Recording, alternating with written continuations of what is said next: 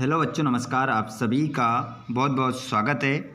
देखिए, वार्षिक परीक्षा से पहले गवर्नमेंट के द्वारा आप लोगों की परीक्षा के लिए परीक्षा से पूर्व अभ्यास प्रश्न पत्र 2023-24 आपको प्रोवाइड करवाए गए हैं।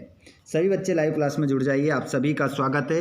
लेकर आ चुका हूँ सेट ए का पूरा सॉल्यूशन मैं आपको इस वीडियो के माध्यम से बताऊंगा। ठीक है, तो सभी बच्चे ध्यान से देख। एक भी प्रश्न आपको नहीं छोड़ना है बच्चों, सभी प्रश्नों का सॉल्यूशन आपको करना है। ठीक है, हिंदी का कक्षा 12वीं का सेट ए का अभ्यास प्रश्न का पत्र का पूरा सॉल्यूशन मैं आपको करवाऊंगा। पेपर रहेगा आपका 80 नंबर का बच्चों। इसका पूरा सॉल्यूशन आपको मिलेगा।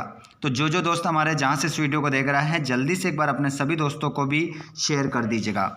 बच्चों, यहाँ पर मैं आपको बताने वाला हूँ पेपर का 1 से लेकर 23 तक सॉल्यूशन। तो जो दोस्त आ चुके हैं, अगर आप चाहते हैं कि ऑल सब्जेक्ट के वीडियोस आपको ऐसे ही मिलते रहें, तो सभी बच्चे चैनल को सब्सक्राइब करके घंटी की बटन को ऑल पर कर लेना बच्चों, ताकि आपको आने वाले वीडियो का नोटिफिकेशन मिल सके। देखिए, यहाँ पर आपसे कहा जा रहा है कि बच्चों कि ये प्रश्न पत्र अभ्यास मात्र के लिए है। ये आवश्यक नहीं है कि वार्षिक परीक्षा में इसी तरह के अथवा यही प्रश्न पूछे जाएं। ठीक है, अब ऐसा यहाँ पर कहने का मतलब ये है बच्चों को, ज़रूरी नहीं कि यही प्रश्न आपसे पेपर में पूछे जाएंगे अथवा सहित। क्वेश्चन तो यही रहेंगे, लेकिन कुछ क्वेश्चन आ भी सकते हैं और कुछ क्वेश्चन नहीं भी आ सकते हैं। ठीक है, लेकिन पेपर इसी पैटर्न पर आपका बनकर आएगा। चलिए बच्चों, तो हम इसका पूरा सॉल्यूशन कर लेते हैं। अपने हाथ में कॉपी और पेन उठा लीजिए और सभी प्रश्नों को लिख लीजिए। आइए, सही विकल्प का चयन कर लिखिए। फ्राक गोरखपुरी के अनुसार घुटनों में लेकर माँ बच्चे को क्या करती है? तो इसका आंसर आप लगाएंगे बच्चों, बाल में कंघी करती है। कौन सा रस हमारे मन में उत्साह का संचार करता है? तो यहाँ पर आंसर हो जाएगा वीर रस। भक्तिन पाठ के रचनाकार हैं। तो भक्तिन पाठ को जो लिखा है वो लिखा है महादेवी वर्मा ने। अगला प्रश्न देखेंगे बच्चों, मैं अपने मरे बिना स्वर्ग नहीं दिखता। तो अपने मरे बिना स्वर्ग नहीं दिखता का अर्थ है बच्चों, इसका जो अर्थ होगा, तो इसका आंसर जो होगा बच्चों वो हो जाएगा आपका स्वयं प्रयत्न करने पर ही काम बनता है। अगला प्रश्न देखिएगा, मराठी भाषा में लिखी जूझ कहानी का हिंदी अनुवाद किसने किया? तो इसका जो हिंदी अनुवाद किया वो किया है केशव प्रथम वीर ने। केशव प्रथम वीर ने इसका हिंदी में अनुवाद किया था। रेडियो नाटक में निम्न में से क्या अनिवार्य है? तो यहाँ पर आंसर हो जाएगा संवाद। संवाद इसमें क्या होता है? अनिवार्य होता है। अगला क्वेश्चन देखेंगे, प्रश्न क्रमांक 2, खालिस्तान यहाँ पर आपको फिल करना है। लीपा हुआ चौका अभी पड़ा है। तो लीपा हुआ चौका अभी पड़ा है बच्चों कैसा? गीला। गीला आपका यहाँ पर सही उत्तर होगा। और जिन छंदों में वर्णों की गणना की जाती है वे छंद कहलाते हैं। तो जिन छंदों में वर्णों की गणना की जाती है वे छंद कहलाते हैं आपके वर्णिक छंद। पहलवान की ढोलक पाठ की विधा है। पहलवान की ढोलक पाठ की जो विधा है वो आपकी कहानी हो जाएगी। और हालदार साहब अब भी नहीं समझ पाए, वाक्य में भी शब्द है। तो ये जो भी शब्द आया है ये क्या है बच्चों? ये निपात शब्द कहलाता है। अगला क्वेश्चन है, अगला प्रश्न आपका होगा बच्चों, लेखक आनंद यादव की माँ धूप में थाप रही थी। तो धूप में क्या थाप रही थी? कंडे आपका सही उत्तर हो जाएगा। और मुद्रण की शुरुआत में हुई, तो यहाँ पर आंसर होगा चीन में हुई। सत्यापत्य देख लेते हैं। सभी सत्यापत्य को ध्यानपूर्वक देखिएगा और नोट करिएगा। एक भी प्रश्न आपका आउट नहीं होगा, एक भी गलत नहीं होगा। ध्यानपूर्वक अपनी कॉपी में इन प्रश्नों को लिखकर आपको आना है। मधुशाला बच्चन की प्रसिद्ध कृति है। तो इसमें क्या लिखोगे आप? सत्य लिखोगे। सत्य पहला क्या हो जाएगा? सत्य। और संदेह अलंकार के प्रयोग में अंत तक संशय बना रहता है, तो इसमें क्या होगा, दूसरे में भी सत्य हो जाएगा, दूसरा भी क्या होगा, सत्य होगा। ठीक है।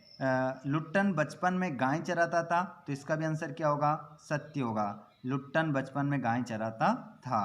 और काला अक्षर भैंस बराबर का अर्थ साक्षर होना है, असत्य, गलत है। काला अक्षर भैंस बराबर, उसे तो हम क्या कहते हैं, अनपढ़ कहते हैं या निरक्षर कहते हैं। जूझ कहानी गोदान उपन्यास का अंश है। तो देखिएगा यहाँ पर बताया गया है कि जो जूझ कहानी है वो गोदान उपन्यास का अंश है। तो यह आपका असत्य यहाँ पर हो जाएगा, ये भी क्या रहेगा, आपका असत्य रहेगा। ठीक है, क्योंकि गोदान का कोई अंश नहीं है। और कहानी का नाट्य रूपांतरण असंभव है, तो इसका भी क्या हो जाएगा, असत्य हो जाएगा। ठीक है। अगले प्रश्न की ओर हम बढ़ते हैं। प्रश्न नंबर आपका रहेगा 4th वाला, जिसमें आपको क्या मिलाना है, सही जोड़ी मिलाना है। चलिए, तो यहाँ पर हम जोड़ी मिला लेते हैं। श्रृंगार काल, श्रृंगार काल को आप मिलाओगे रीति काल से। और बादल राग जो रचना है ये निराला की है। और वर्ण के बोलने में लगा जो समय है वो मात्रा कहलाता है।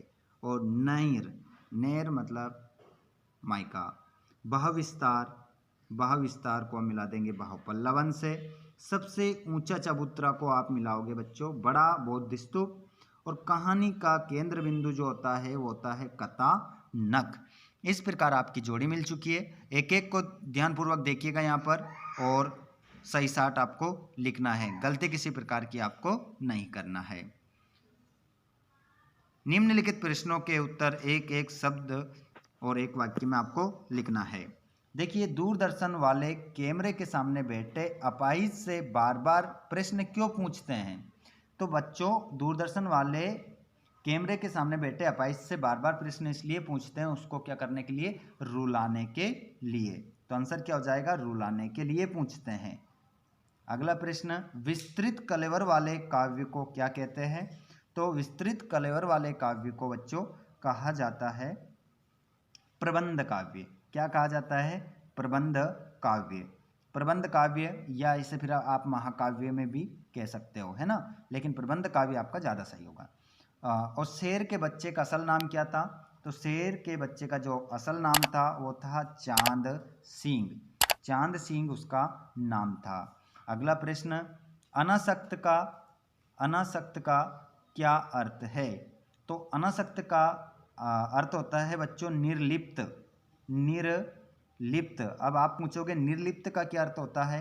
तो निर्लिप्त का अर्थ यह होता है किसी चीज में लगे हुए रहना, है ना, किसी चीज में मतलब लिप्त रहना, इस प्रकार इसका अर्थ होता है। तो आपको तो निर्लिप्त लिख देना है। तकनीकी शब्द अंग्रेजी के किस शब्द का हिंदी पर्याय है। तो देखिए, तकनीकी जो शब्द है अंग्रेजी का एक शब्द है टेक्निकल, है ना, जैसे बोलते हैं ना टेक्निकल, इस प्रकार टेक्निकल, टेक्निकल शब्द का हिंदी पर्याय है। तो आप इसको ऐसे लिख सकते हैं टेक्निकल, टेक्निकल इसे आप लिख सकते हो। अगला प्रश्न आप देखोगे तो यहाँ पर बच्चों रोजी रोटी की तलाश में आए यशोधर पंत को किसने शरण दी। तो इसका आंसर जो आपका होगा, रोजी रोटी की तलाश में आए यशोधर पंत को किसने शरण दी बच्चों। तो इसमें आपका किशन दा सही उत्तर होगा, किशन दा। किशन दा का वास्तविक नाम जो था कृष्णानंद पांडे था। और डेडलाइन किसे कहते हैं। तो यहाँ पर हो जाएगा किसी बात को कहने के लिए जो अंतिम समय शब्द सीमा होती है, अंतिम समय सीमा जो होती है उसे क्या कहते हैं, डेडलाइन कहते हैं।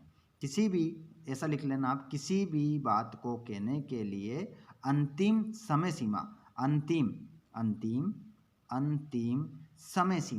अंतिम समय सीमा को डेडलाइन कहते हैं। ये उसमें लिख कर आइएगा। उसके बाद आप यहाँ पर स्क्रीन पर देखोगे 6 से लेकर 23 तक सभी प्रश्नों के आंसर। इनमें से जो भी आंसर आपको चाहिए बच्चों कमेंट करके बताइएगा। सभी प्रश्नों के उत्तर आपको सेंड कर दिया जाएगा। देखिए यहाँ पर वह भाग्यवान स्त्री नहीं है, यहाँ पर कह रहा है कि विधि सूचक वाक्य बनाइए। तो मैं बना देता हूँ इसका। जो क्वेश्चन ग्रामर संबंधित होके वो बता दिए जाएंगे आपको कि वे भाग्यवान स्त्री है नहीं है, इसका विधिवाचक वाक्य बनाना है। तो हम लिख लेंगे वह भाग्यवान स्त्री है ना। ये नहीं हटा दो, आपका विधि सूचक वाक्य बन जाएगा। जिसके बाद शिक्षक के कक्षा में आते ही छात्र खड़े हो गए, संयुक्त वाक्य बनाना है। तो इसको आप बनाओगे संयुक्त वाक्य में, मैं बना देता हूँ। शिक्षक